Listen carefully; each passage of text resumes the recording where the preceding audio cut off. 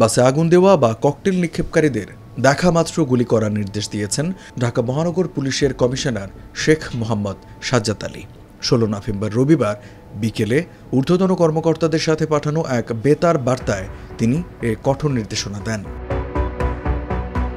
ডিএমপির অপরাধ বিভাগের 2 জন উপকমিশনার সহ অন্তত 5 জন ঊর্ধ্বতন কর্মকর্তা নাম প্রকাশ না করার শর্তে বিষয়টি টিবিএসকে নিশ্চিত করেছেন।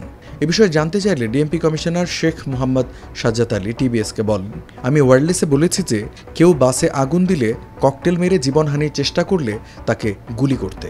এটা আমাদের আইনেই বলা আছে। এর বেশি তিনি কোনো মন্তব্য করতে রাজি হননি।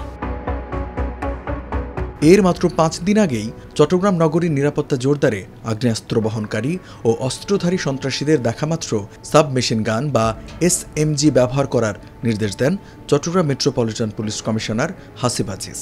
তার ওই নির্দেশনা নিয়ে তখন দেশব্যাপী তৈরি হয়েছিল প্রতিক্রিয়া।